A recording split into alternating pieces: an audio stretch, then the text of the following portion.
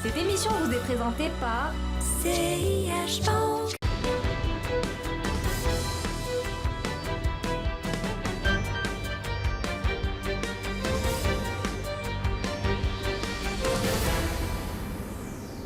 Bonjour et bienvenue dans notre deuxième épisode de notre série sur les bourses africaines. Après l'Égypte, on vous parle aujourd'hui de la BRVM, la Bourse régionale des valeurs mobilières, avec mon invité habituel, Wissam Babouchi, président de Hob Africa Asset Management. Bonjour Wissam. Bonjour Adil. Alors, on va parler aujourd'hui de la BRVM, cette fameuse bourse régionale des valeurs mobilières qui regroupe plusieurs bourses, vous nous en direz, qui regroupe plusieurs États, pardon.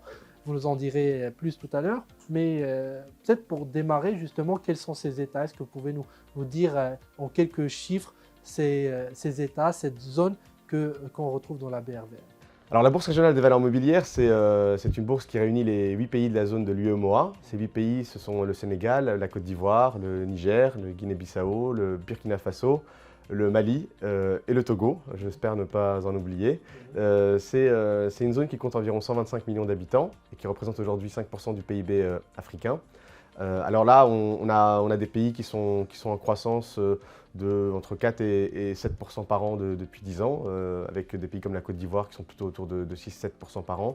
Et puis une zone avec des taux d'inflation qui sont relativement maîtrisés, puisqu'on tourne selon les pays entre 2 et 5% là aussi sur ces 10 dernières années. Alors, on entend beaucoup de choses sur le franc CFA, la monnaie de cette région. Est-ce que vous pensez que ce franc CFA est appelé à disparaître?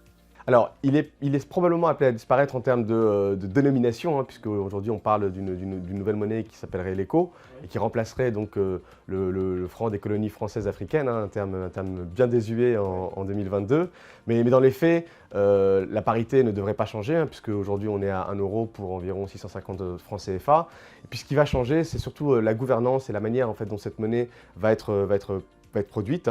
Historiquement, les dépôts des pays ouest-africains sont des dépôts qui sont à la Banque de France. Et puis au sein même du conseil d'administration de la zone UEMOA, on a des membres de la Banque de France. Ça a vocation à changer, puisque depuis quelques mois, il est question que tous les pays de la zone UEMOA soient, les maîtres ou les personnes qui décident de l'avenir de leur monnaie. Ce qu'il faut bien avoir en tête, c'est qu'en 1994, il y a eu une grosse dévaluation du franc CFA, qui à l'époque a perdu quasiment 50% par rapport à l'euro. Alors, on n'était pas encore à l'euro, mais par rapport au franc. Aujourd'hui, il y a une probabilité assez faible que cette monnaie soit de nouveau dévaluée, parce qu'on a environ un quart des dettes des pays africains qui sont émises en devises, alors en euros en particulier. Et on voit ces dernières années une accélération des eurobonds qui sont émis par les pays de la zone. Il y en a un qui a été émis très récemment, mi-février, d'environ 850 millions de dollars par la Côte d'Ivoire. Donc très peu de probabilité que cette monnaie disparaisse, en tout cas que la parité disparaisse.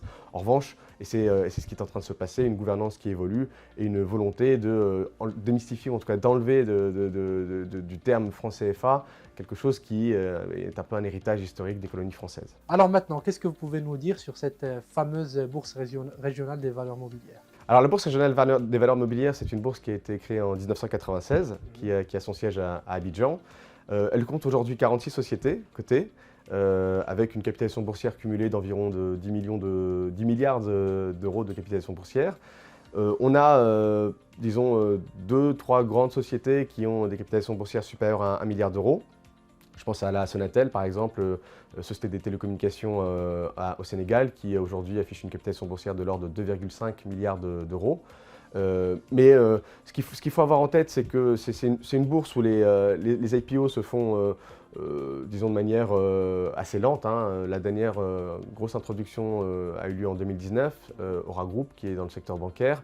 Et disons que l'objectif, c'est qu'on puisse voir dans les prochaines années, en tout cas c'est ce que les acteurs de la Bourse régionale des valeurs mobilières disent, qu'on voit dans les prochaines années d'accélération du nombre d'IPO pour diversifier les sources de financement des entreprises ouest-africaines et permettre aussi à des acteurs qui aujourd'hui ont envie d'avoir un peu plus de liquidité, de pouvoir sortir dans des conditions de marché intéressantes. En matière de performance, ce qu'il faut avoir en tête sur la Bourse régionale des valeurs mobilières, c'est que 2012-2015 a été une période extraordinaire pour les investisseurs, puisque sur la période, la performance annualisée moyenne était de l'ordre de 20%. Puis il y a eu un trou d'air entre 2015 et 2020, avec des éléments disons exogènes qui ont expliqué pourquoi il y a eu un désintérêt de la part à la fois des institutionnels et du retail sur cette zone-là.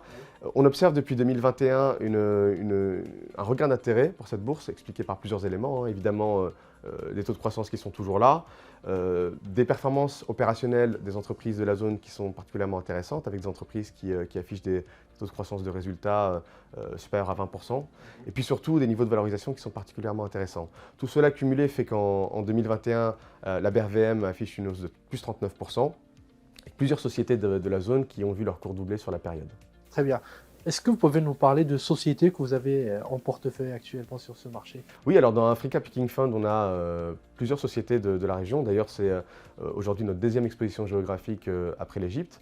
On a des sociétés dans le secteur de la consommation, dans le secteur bancaire, une société dans le secteur agricole. Si je devais vous parler d'une société, je vous parlerais peut-être d'Uniwax, qui est une société dans le textile, hein, qui est une société détenue par une filiale hollandaise qui s'appelle Visco. Uniwax, c'est aujourd'hui le leader du panier en wax en Afrique de l'Ouest. C'est une société qui est intéressante à plusieurs égards pour nous, puisqu'elle affiche des taux de croissance très intéressants et des taux de croissance qui vont encore augmenter dans les prochaines années, compte tenu des investissements qui ont été réalisés depuis 3 ans, puisque le groupe a investi un peu plus de 15 millions d'euros pour doubler ses capacités de production et surtout servir le marché d'Afrique de l'Ouest. Aujourd'hui, la société est archi-leader en Côte d'Ivoire, mais il y a une volonté forte de servir d'autres marchés, notamment le Nigeria. Puis on a une nouvelle équipe dirigeante qui est arrivée en 2020 et qui est vraiment dans cette dynamique de grandir sur l'ensemble de la région. Et puis enfin, l'élément qui est toujours clé pour nous, c'est celui de la valorisation, puisqu'aujourd'hui on a une société qui vaut environ une fois le chiffre d'affaires, qui vaut un peu plus d'où soient les résultats et qui devrait afficher des croissances de résultats supérieures à 50% pour les 3 prochaines années. Merci Wissam Babouchi pour ce tour d'horizon. Je rappelle que vous êtes président d'Aube Africa Asset Management. Merci.